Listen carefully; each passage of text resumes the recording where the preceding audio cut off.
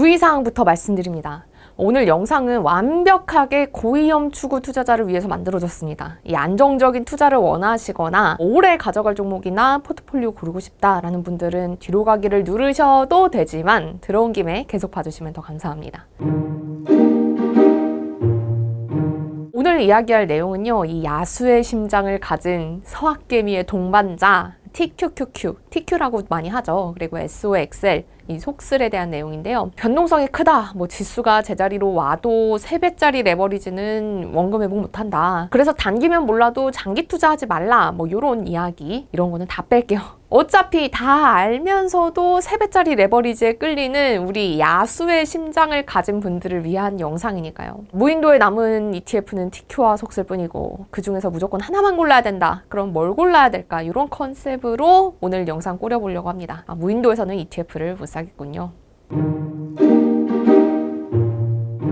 두 ETF 기본 정보부터 말씀드릴게요. 이 TQQQ는 QQQ의 트리플입니다. 그러니까 나스닥 100지수 하루 등락폭의 3배만큼 수익이나 손실을 내는 ETF입니다. SOXL은 이 IC 반도체 지수 하루 등락폭의 3배만큼 수익이나 손실을 냅니다. 원래는 필라델피아 반도체 지수였는데 지난해부터 바뀌었습니다. ETF 규모는 TQQQ가 145억 달러, 이 한국 돈으로는 18조 5천억 원 수준입니다. SOXL은 61억 달러, 우리 돈으로 7조 8천억 원 정도 됩니다. 둘 다 덩치는 충분히 크죠. 운용 보수는 TQQQ가 0.95, SOXL이 0.9%로 비슷한 수준입니다. 최근 들어서요, 두 ETF 모두 국내 투자자 자금이 엄청 몰렸습니다. 특히 완전 최근에는 이 TQQQ로 순매수 자금이 굉장히 많이 몰렸는데요. 촬영일인 오늘 5월 9일 기준으로 최근 한 달 동안 국내에서 가장 많이 매수한 해외 주식 이걸 봤더니 TQQQ가 1위에 올랐습니다. 그러니까 SOXL이 가지고 있었던 요 순매수 1위 자리를 꿰찬 건데요. 한 달 동안 5억 6,400만 달러 가량이 모였고 이 중에서 절반이 넘는 한 3억 3,500만 달러 정도가 최근 2주 새 유입된 투자금이었습니다. 굉장히 많이 몰린 거죠.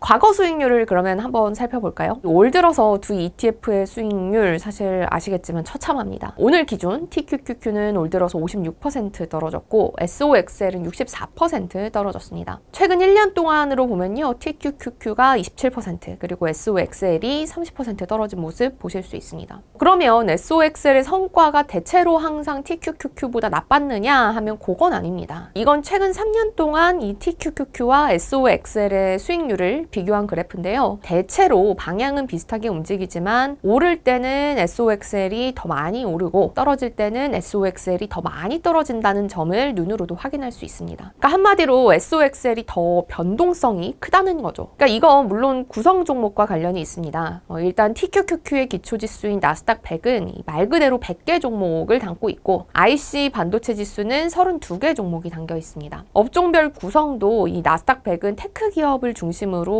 유통, 소비재, 헬스케어 이렇게 조금씩은 다른 업종 기업들도 섞여 있는 반면에 IC 반도체 지수는 당연히 반도체 기업들만 담고 있습니다. 이 담고 있는 종목 수도 적고 또 업종 편향도 있으니까 이 SOXL의 변동성이 좀 더 큰 건 당연한 일이겠죠. 그런데 이 두 ETF요 모두 역대급 하락을 겪고 있습니다. 최근 1년 고점 대비 최대 손실폭 의미하는 MDD 그래프인데요. SOXL이 상장한 2010년 11월 이후부터 최근까지 그래프입니다. SOXL이 상장한 이래 수익률이 최악 수준까지 떨어진 거 보실 수 있습니다. 요건 TQQQ도 마찬가지죠. 그러면 이게 지금 최악의 하락이냐? 요건 착각에 불과합니다. 이 두 ETF가 역대 최악 수준으로 떨어져 보이는 건 이 두 ETF가 상장한 지 한 10년밖에 안 됐기 때문입니다. 근데 우리는 항상 투자를 할 때 최악의 상황까지도 가정을 해야 되잖아요. TQQQ의 한 배짜리 버전 QQQ를 한번 볼게요. 이 나스닥이 최근 10년 안에 최악의 시기를 겪고 있는 건 맞긴 하지만 좀 시간을 넓혀보면 2002년 전후의 닷컴 버블 그리고 2008년 글로벌 금융위기와 비교하면 정말 아무것도 아닙니다. 나스닥의 최악의 시기였던 닷컴 버블 때 이때 QQQ는 고점 대비 81% 떨어졌습니다. TQQQ 아니고요. 한 배짜리가 81% 떨어졌다는 얘기입니다. 이때 TQQQ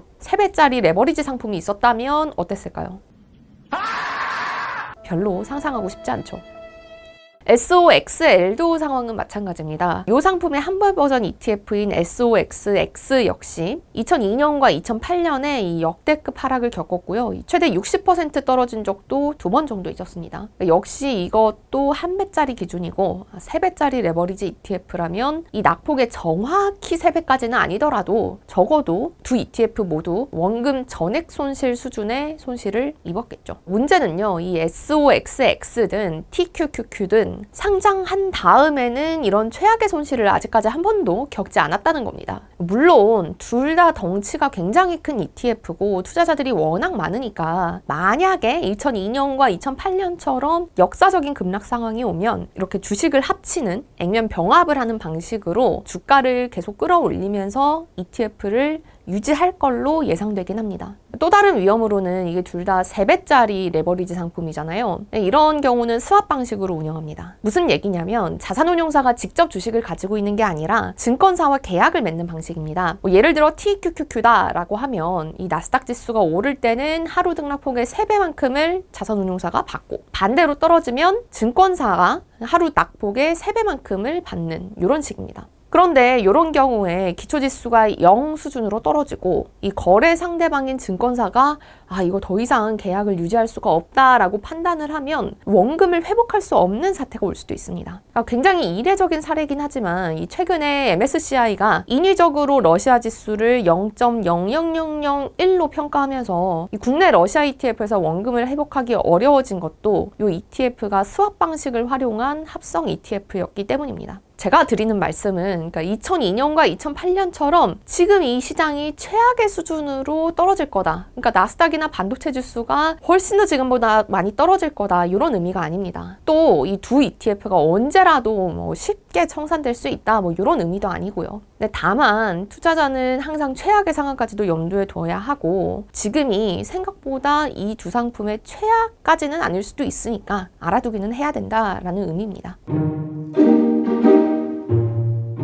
투자하는 거 뜯어말리지 않겠다라고 시작한 영상이긴 한데요. 그래도 한 번은 말씀드려야 될 것 같습니다. 우리가 시황을 맞추는 건 얼마나 의미가 있을까요? 물론 지금이 바닥일 수도 있습니다. 하지만 우리는 언제나 바닥인 줄 알았는데 지하실 있고 그 지하실은 생각보다 깊고 어두울 수 있다는 점도 경험적으로 잘 알고 있죠. TQQQ나 SOXL 투자하는 분들 가운데서는 물론 나는 시황을 맞추려는 게 아니라 기술주와 반도체 업종의 장기 성장성을 보고 투자하는 거다라고 말씀하시는 분들도 물론 계십니다. 물론 떨어질 때마다 추가 매수해서 돈을 불리겠다. 큰 수익을 내겠다라는 전략인데요. 하지만 이 원금이 전부 바닥나는 수준의 급락마저도 감당하면서 꾸준히 ETF의 물을 타고 또 장기 성장성에 대한 믿음으로 고통을 인내할 수 있는 사람은 그리 많지 않다라는 생각이 듭니다. 물론 투자는 개인의 자유죠. 하지만 이 하이리스크, 하이리턴 상품에 투자할 때는 몇 년 수익률이 몇천 %에 달하는 달콤한 하이리턴만큼 좀 씁쓸한 하이리스크도 있다는 거 꼭 따져보셨으면 좋겠습니다. 네, 그러면 저는 다음 시간에도 더 유용한 내용으로 돌아올게요. 감사합니다.